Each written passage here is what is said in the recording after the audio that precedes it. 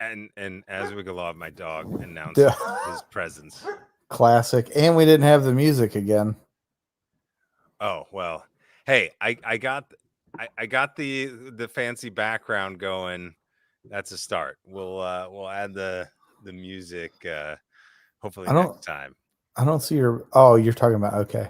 I was gonna say it looks like it's just your living room. no, no, I meant the gray with our logo and Yeah, little call to action there at the bottom. But that looks cool. sharp.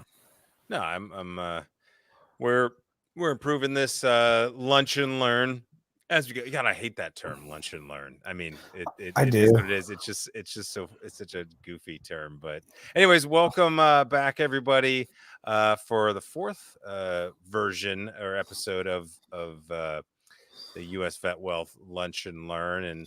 And this is where Trevor and I are getting together. We just want to be more regular, putting some ideas out there. And one of the things we're going to be focusing on in the future here in the next couple episodes going forward is Trevor's been working this last year on putting together a kind of our version of military finance 2.0.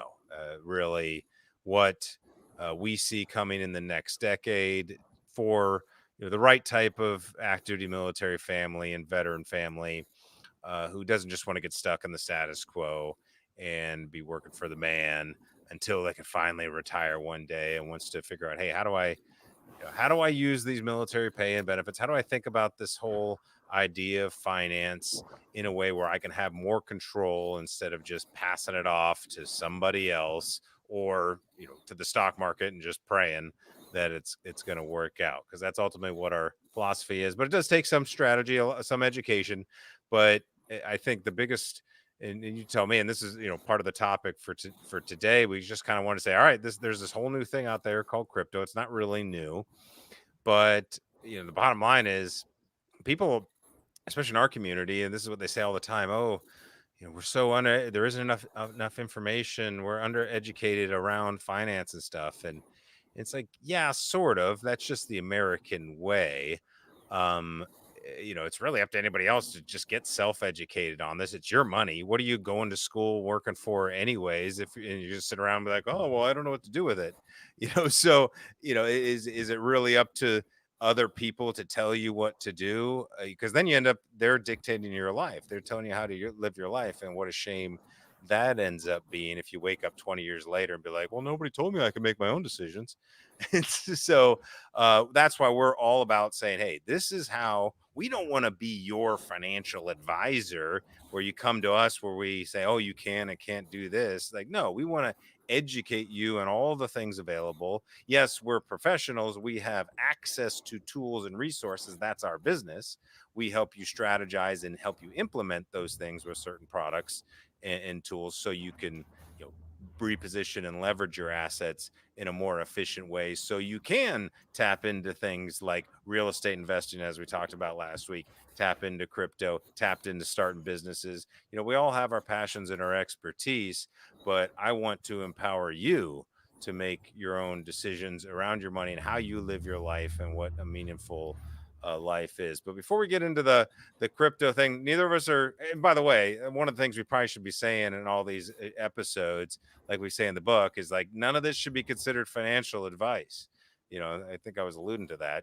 Make your own decisions. We want to empower you and give you access to these things, but by no means is this financial advice because that's how the regulations work.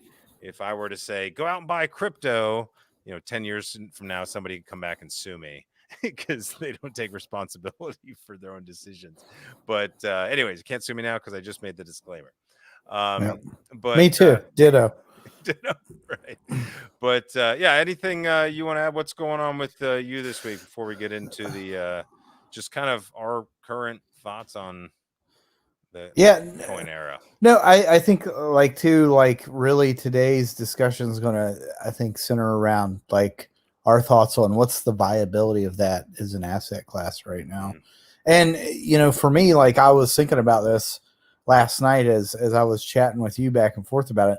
I was like, I should probably, I think probably here in the near future, I'm going to play around with it a little bit. Cause I always tell people, like, what do you want to do? Do you want to go, I have clients that, they throw money into our investment platform, Betterment, which I like. I think that's a great, kind of way to have your stuff managed for you. But, they still have Robinhood, right? Because they're like, hey, I like to go play around and buy stocks and stuff. It's fun. I'm like, okay, do it. Same thing with crypto. I'm not going to tell somebody to not do it. I'm going to go play around with it. Don't necessarily stake your nest egg on it, but if you want to go play around with it, do it. All right. I think I'm going to try it out. Cards. Yeah. I want to try it too, just because I want to learn more about it. Mm-hmm. But I think, kind of the basis of what we're going to talk about today is I don't think that it's something that I think it's really cool. And a lot of people don't understand this isn't something that's new. This has been around for, well over a decade. I don't remember exactly when the first was created, but, a few years ago, right before I retired, I was on my last deployment at 7th Special Forces Group, and all these dudes there at the company, they were all like, oh, Bitcoin this, Bitcoin that. Yeah, how much Bitcoin do you have? And I'm like, none. Well, ironically, those who got it and managed to hold on to it, there's lots of people who had thousands of Bitcoins on an old computer they threw away. And there's people who go through trash dumps looking for hard drives, and they'll go through them and try to find people who threw out Bitcoin by accident. Because right now, Bitcoin's, I think, $65,000. It was, I actually know it dropped down to like 50,000. Oh, did it drop big over the weekend? I didn't look at news over the weekend. Well, there was a, I don't want to call it a scandal. There was an article about how the Treasury Department is looking into some of these big financial institutions that they think were maybe trying to launder money, for lack of a better term, through some of those digital assets. And so that kind of sparked the idea for me when we were talking about, hey, let's talk about, is this a viable thing right now? And I guess kind of my personal thoughts is like, okay, until, I hate to say this, as libertarian as I am, it's going to take, governments, federal governments getting on board with. But that's the whole point with crypto. It's trying to avoid the government, because the government financial system, the banking system is, from their perceived, it is the scam, right? They're in full control. The fact that the banks can do crazy stuff and get a slap on the wrist. Yeah, they'll get fined $100 million, but to them, it's a slap on the wrist, and they keep on, doing what is essentially illegal stuff. If they get caught, if the regulators want to bother going after them. I mean, this is what I hated about the financial industry, at least from the broker dealer perspective. We get these licenses and we're held to all these standards, and the fear that they put out there on, being a fiduciary, all these buzzwords and stuff about what you can and can't say, and the investment advice you can and can't do.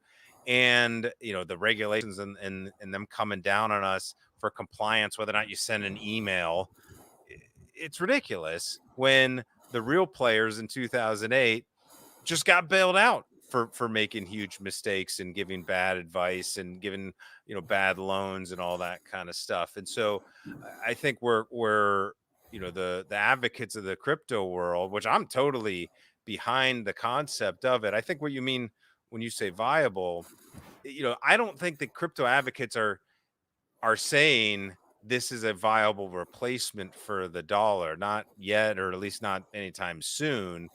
It's not a tradable currency. What they're saying is they don't clearly, this is not a trustworthy system, and until now you had to play in it. At least, and it still feels like we kind of have to play in it. You know, you get paid in the dollar, at least in America, you get paid in dollars, got to pay your taxes in dollars. You can, for the most part, invest your money, buy goods and services only in dollars. But slowly, more and more people, more and more things, Tesla is accepting crypto.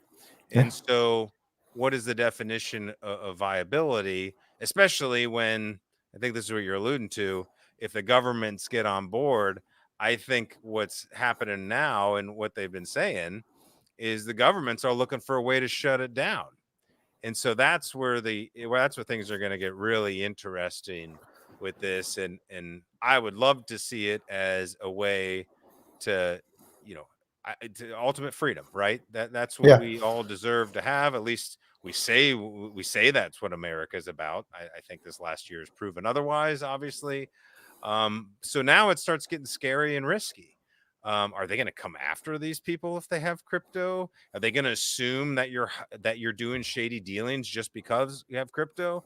I mean, the way this cancel culture stuff's going down, you know, who knows when it gets to that? Haha, you've got a certain coin, therefore you must be doing dirty dealings, you know. So these are all the thing. I mean, we don't have answers right now. It's just these are the things we should be thinking about. It's what I'm thinking about as you know, I'd like to learn more about crypto as well. Actually, I have been learning more and more about it.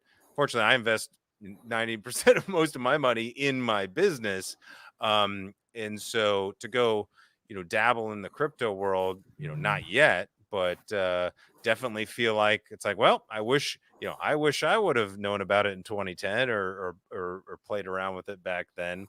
But there's tons of other coins now. There's so many other ways to get into it, and a lot of them have other levels of privacy that are, you know, considered better, worse, I don't know. But you know, those are all things that are going through my head right now. It's like, is it safe? Not in the is it going to hold value? Not in that way. It's like anything else. It can go up, it can go down. It all depends on supply and demand. It just is what it is. There was a time when tulips were valuable. There were a time when baseball cards were valuable. Um, but the real thing is, what's the risk in legality? Will governments outlaw it? And if they don't, will governments or the population look at you as a crypto vigilante and trying to get over? Oh, you're not wearing, it's kind of like those, like, oh, you're walking on the street by yourself but you're not wearing a mask, like, how dare you? It's like, how dare you have crypto, you know, and that's not be like all the rest of us, you know. It's like that, you know, you see that happen. It's like, geez. Well, You know. I like, from a very realistic perspective, I think the big thing is the government is going to not be in favor of it until they can figure out how they get their cut. That's what it really boils down to. That's what all this stuff boils down to, is how do I get my cut? Because I don't think that there's a mechanism built into place for them to be able to tax it. That's what I feel like it really comes down to.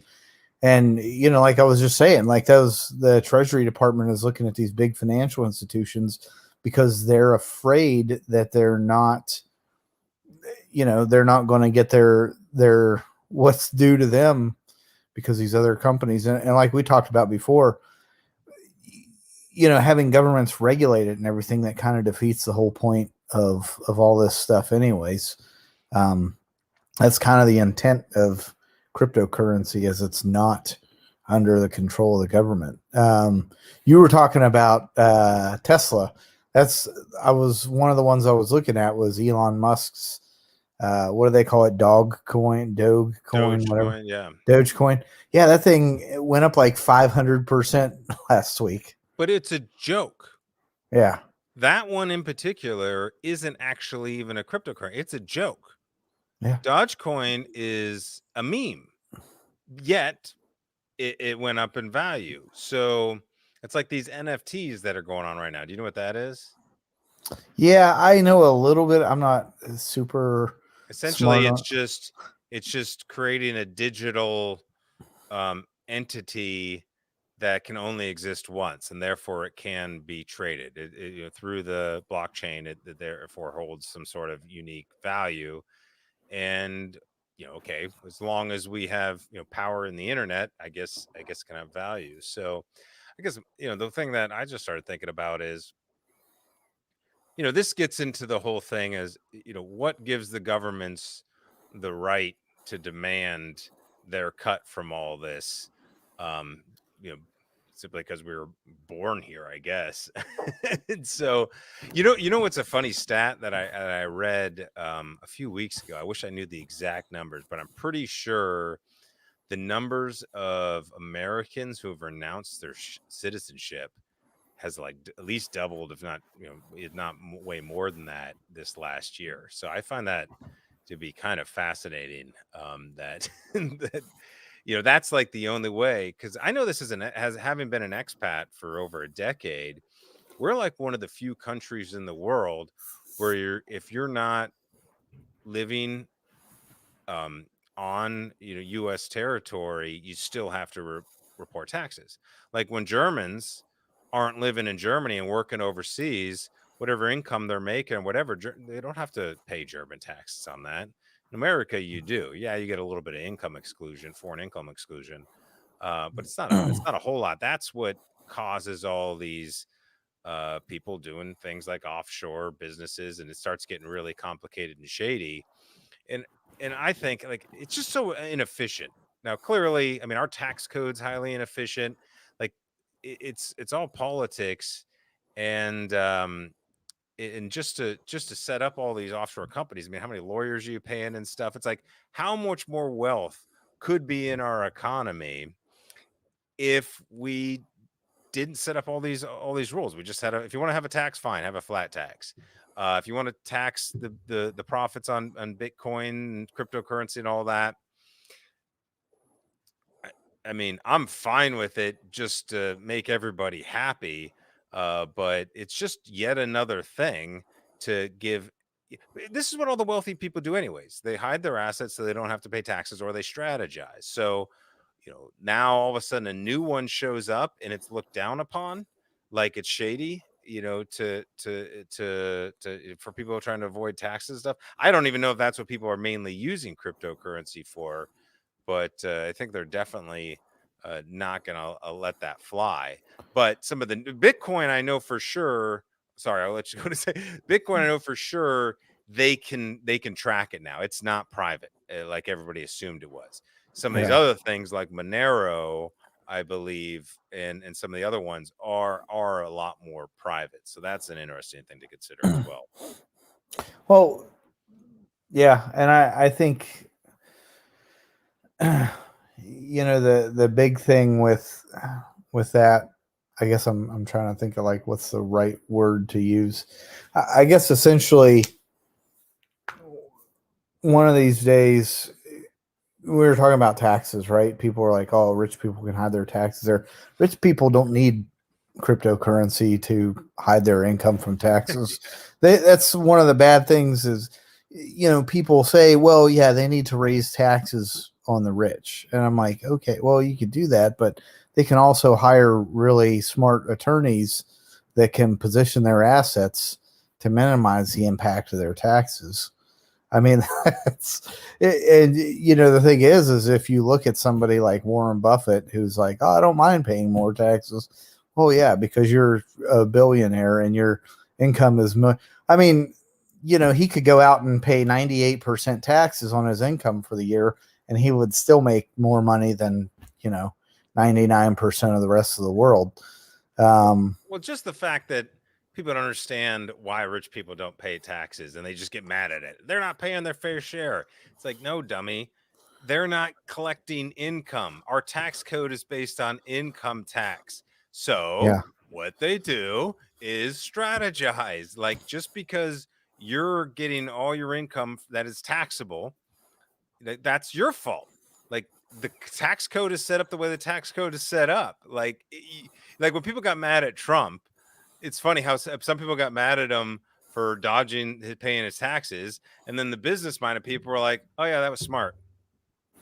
Yeah. Well, Yeah. that's the thing is people aren't educated. They get indoctrinated and they, see stuff on meme pages and they accept that as the truth. It's like go learn about. And I think that's actually kind of a good segue into what you and I were talking about. What we want to turn this into is like let's start teaching people about this stuff. Some of those things that the people who are wealthy or have accumulated wealth already know. Like let's start talking about that on here. So, because as I've always been an advocate of that is like instead of making more laws that essentially don't do anything, like let's start teaching what some of those wealthy people already know to the people who aren't wealthy yet, and hopefully level the playing field, get them to start using some of the same tips and tricks, to kind of position themselves better. Right, right. With less risk, and a lot more flexibility. I mean, flexibility and control is our mantra versus financial independence one day. It's like you can be independent literally today. That's a choice. And I saw a great tweet today where somebody said, like, I I can't wait. I hope my goal is to get as rich as I can so I can take all the risks I want. And the guru or whatever, one of the really smart guys I follow that had retweeted him said, in order to get rich, you have to be willing to take all the risks. Yeah. And so that's the truth, and that's what we want to teach people how to do. And the risks are perceived risks. I think that the way we've been taught, because you can go for all the standard. What we're not going to do here is a standard education. Like, all right, do you know how compound interest works? It's like, dude, Google that. All right. If you're an adult making money, if you manage to get a job, but you don't understand the concept of compound interest yet, you got to go to a Susie Orman seminar on base. Then read a couple books and then catch up with us and come Even back. then, I wouldn't do that because all those gurus, like those people aren't. Again, they're not trying to educate you; they're trying to indoctrinate you into their way Yeah. of thinking about things, and the stuff that they're teaching isn't even based on how to do things the best way. It's based off of how to make you feel better. Like I don't, imagine like, if when you go through SEAL training or something like that, and you keep doing something and the instructors keep telling you to do it wrong, and you just say, well, that's how I feel like I should do it, and then they just said, oh, okay. No, we don't. The military does not do that. We say, hey, you're a dumbass, fix yourself, right? Here's the right way to do it. And eventually people will either do it and pass or they won't and fail. Um, it's kind of the same thing. I don't like teaching people based off of their feelings or what they're likely to do. I'm like, let's teach you what the right thing is, and then it's up to you to either pass or fail. Because at the end of the day, like if I go talk to somebody, they can either take that stuff on board and it's stuff that I know will make them successful, or they'll go do it the other way from the way the Facebook group or whatever radio talk show host told them to do it, and we'll see what happens. Chances are they're not going to be in as good of a position as they would have had they listened to the right way to do things. Right, right. Hey, well, there's always a place to start. The question is when do you want to take full control over your life and your future, and understanding that the whole thing about money is really about your time, and figuring out how to buy yourself more time so you can enjoy this life, or try to find meaning, is really ultimately what we found works best for us, and for those that we're working with. It's not about finding the next big investment just to get richer and richer. You're going to spend all your time going nuts, um, trying to figure out what's the next thing out there. But that said, you can develop an expertise, a knowledge, a passion around something, But if you're not bringing value to others, just stock market investing or even crypto investing to increase your wealth, that's not going to bring value to other people around you. Ultimately, that's the thing where, as human beings, we get filled up. I mean, if you're not helping others in some capacity, what are we doing here? And for some people, they don't care. They're just literally that's their way they're wired. They don't care about others. It's all about win. And that's not what we're about. So if that's you, then yes, there's other financial advisors that probably get you more more zeros on your bank account statement. But we hope that you're looking for something a little bit more than that. That's a good point, because I do a lot of coaching, like through some nonprofits for folks that are transitioning out of the military. And you hear this a lot, because I talk to other coaches, I talk to other vets who have transitioned out. And there's one message that I think rings true, and it did personally for me too. Dollars don't necessarily equal happiness. I know tons of people that make, over $200,000 a year that are completely miserable because they're working for their money. They're doing something that they hate to do because they like seeing all those dollars. It's like, man, you can learn how to make money off of doing something that you like to do. I've done it myself.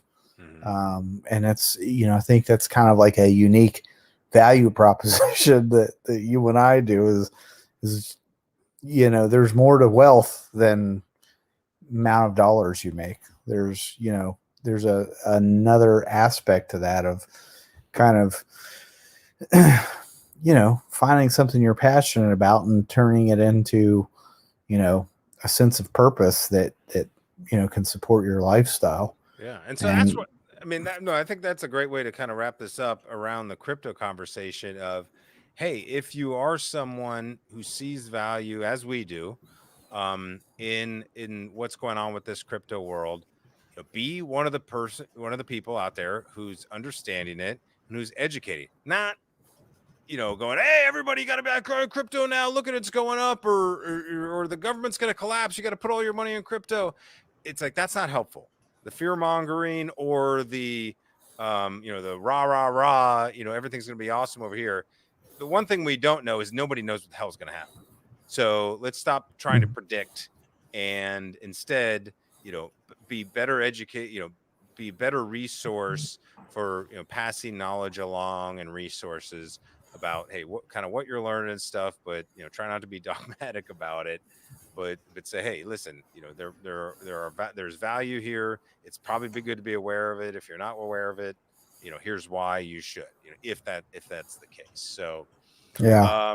Well, cool, man. Anything else as we wrap up? No, I think that's a good spot. We'll start getting into, in the future, maybe talk a little bit more about the, like you said, the military finance 2.0 stuff. I'm looking forward to that, because I think that's hopefully going to bring a lot of value to a lot of folks that watch this. Yeah, no, man, I'm super excited for it. I know you've created a lot of, I just know your outline was huge, so we can just go down that list, one conversation at a time, and keep building from there. And for those who are watching, Jared, I see you're on here again.